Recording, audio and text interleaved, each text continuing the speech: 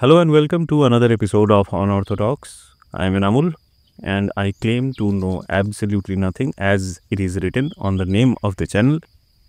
Recently, আমরা 500 subscriber complete করেছি। So thank you so much for everyone, to everyone বে। Thank you. তুমি যে শুনছো তোমাকে বলছি থ্যাংক ইউ। আর যদি তুমি সাবস্ক্রাইব না করে থাকো তো আমাদের পুরনো এপিসোডগুলো শুনতে পারো। We also have some guest episodes যেখানে দীপদা, সৌমিত্র, সায়কদা, বর্ণিশা এরা সবাই এসে আমাদের সাথে গল্প করে গিয়েছে। তো সেগুলো শুনতে পারো if you and then you can consider subscribing. Okay, and also যদি তুমি এই আমার এপিসোডগুলো শোনো তাহলে please don't forget to like the episodes because that helps, মানে চ্যানেলটার ভিজিবিলিটি বাড়াতে একটু হেল্প করে। তো তো অনঅর্থোডক্সে আজকে আমরা কথা বলবো letting go, about letting go. And I'm not going to advise you how to let go, but there are stories, there are incidents of কাউকে যেতে দেওয়ার গল্প আমাদের প্রত্যেকের জীবনে থাকেই, বা কেউ আমাদেরকে যেতে দিয়েছে অভিমান করে, বা আমরা অভিমান করে চলে এসেছি কারো জীবন থেকে, এটা হয়েইছে, তাই না? তো সেই রকম একটা গল্প আমি গতকাল শুনলাম, দুই বান্ধবীর গল্প। যে দুই বান্ধবী পুরোপুরি এক্সেন্ট্রিক বলে এক কোণে করে দেওয়া হয়েছিল দুটি মেয়েকে। সেই দুটি মেয়ের মধ্যে বন্ধুত্ব হয় এবং তারা একে অপরকে এত ভালোবাসতে শুরু করে যে একে অপরের সঙ্গে সারা দিন কাটায়, শুয়ে শুয়ে গল্প করে, এক গান শোনে, এক সিনেমা দেখে, সব একরকম, কিন্তু রেজাল্ট আলাদা।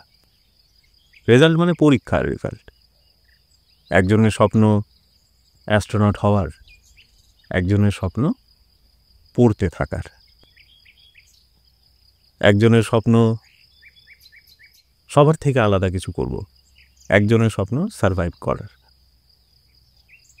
এই দুজনের মধ্যে একজনের স্বপ্ন মার্কশিট কেড়ে নেয়, এবং এই কেড়ে নেওয়ার কারণে তার মনের মধ্যে তৈরি হয় অভিমান। তার বন্ধুর হাসিকে অহংকার বলে মনে হতে শুরু করে, তার বন্ধুর উন্নতিকে নিজের অবনতি বলে মনে হতে শুরু করে, এবং এই অভিমানের কারণে তারা আস্তে আস্তে দূরে চলে যায় একে অপরের থেকে। একদিন একেবারেই দূরে চলে যায়। যে বন্ধু নাম্বারটা একটু ভালো পেয়েছিল সে চলে যায় একটু বাইরে, আর একজন এখানেই থেকে যায়। অ্যাম্বিশন দুজনেরই ছিল, কিন্তু একজনেরটা পূরণ হয়, আরেকজনকে ঘরেই থেকে যেতে হয়।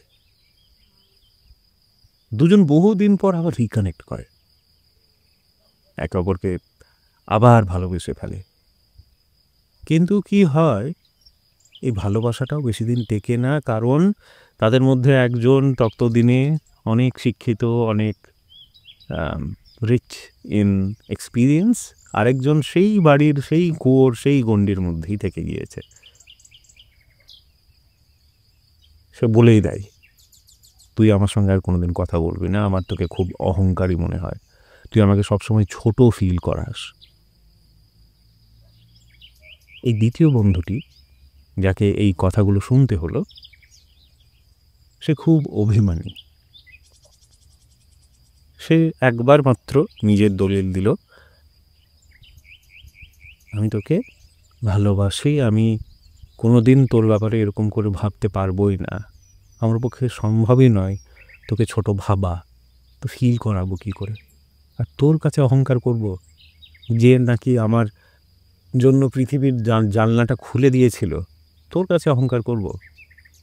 আমি একা সিঁড়ির ওপর এক কোণে বসে বসে 4টে বিস্কুট খেতাম টিফিনে, তুই এসে হঠাৎ করে আমাকে গলায় জড়িয়ে ধরেছিলি, আমার সঙ্গে বন্ধুত্ব করেছিলি, আর আমি তোর ওপর তোকে ছোট করব, অহংকার করব তোর সামনে? ঠিক আছে, তোর যদি তাই মনে হয়েছে তো তাই ভালো, ব্যাস ওইখানেই পূর্ণচ্ছেদ। সেই দুটি মানুষ আর কোনো দিন কথা বলেনি। এরকম উদাহরণ, এরকম গল্প আমাদের জীবনে নেই? জানি না, আমি অভিমানী মানুষ তো বটি, কিন্তু এতটাও নই। আমার যেটা জীবনে যেটা মনে হয় কি জানো তো, আমি খুব কম পারি, প্রচুর মানুষদেরকে নিয়ে থাকতে পারি না। তাই যখন কেউ বাদ যায় আমি ভাবতে শুরু করি যে ভালো হলো, ভালো হলো, একটা প্রেশার কমলো, একটা চাপ কমলো, একটা মানুষ কমলো। কিন্তু এই যে মানুষটা, অভিমানী মানুষটা, তার জীবনে কিন্তু কেউ ছিল না। সে নিজেকে ভালোবাসতে শুরু করলো, নিজের যত্ন নিতে শুরু করলো, এবং সেই বান্ধবীর কথা, সেই বন্ধুর কথা কোনোদিন কাউকে বলল না পর্যন্ত, যে ওই নামটা যেন তার আশেপাশে না থাকে, এতই তার বড় অভিমান। কিন্তু এটা কি ঠিক করা যেত না? এটা কি ডেসপারেট হয়ে তার বাড়ি তখনই ছুটে গিয়ে তাকে জড়িয়ে ধরে বোঝানো যেত না যে না রে, আমি এরকম নই? তার সামনে কান্নাকাটি করে তাকে বোঝানো যেত না? যেত? But she chose a different way. She chose to wait, she chose to believe যে এক না একদিন সে বুঝবে।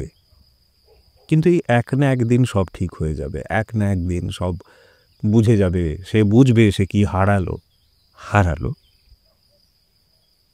এটা কি আদৌ হয়? আমার জীবনে তো কোনোদিন হয় না। আর আমি প্রচণ্ড ভয় পাই যাদের ভালোবাসি তাদের হারাতে, যাদের অ্যাকচুয়ালি, যাদের সত্যিকারের ভালোবাসি তাদের হারাতে, এবং হারিয়ে ফেললে খুব কাঁদি। আমার এক বন্ধুর সাথে আমার অনেক দিন কথা ছিল না। একদিন রাস্তায় ও সামনে দিয়ে আসছিল, আমি সামনে দিয়ে আসছিলাম। আমার মনে হলো ও আমাকে দেখলো, কিন্তু সোজা চলে গেল। আর ঠিক সেই মুহূর্তে আমিও মুখটা ঘুরিয়ে নিলাম। আমি বাড়ি এসে যাকে ভালোবাসি তাকে ফোন করে খুব কেঁদেছিলাম, জানো আজ এরকম হলো।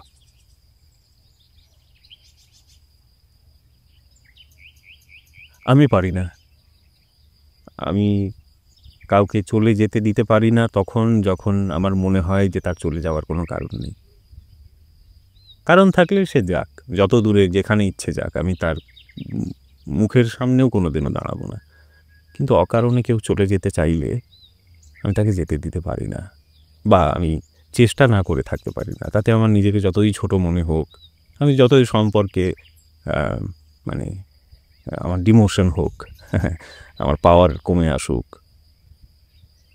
আমার অহংকারে যতই আঘাত লাগুক, আমি পারি না। ওই অভিমানটা আমি করতে পারি না। কিন্তু এটা তারা পারে যারা নিজেদের অত্যন্ত সম্মান করে।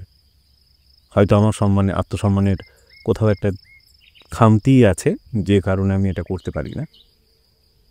তোমাকে আজকে এই গল্পটা আমি শোনালাম এই কারণে যে হয়তো হয়তো তোমার জীবনেও তুমি এই দুই বন্ধুর কোন এক স্থানে, এই দুই পয়েন্টের কোন এক পয়েন্টে হয়তো আছো বা ছিলে।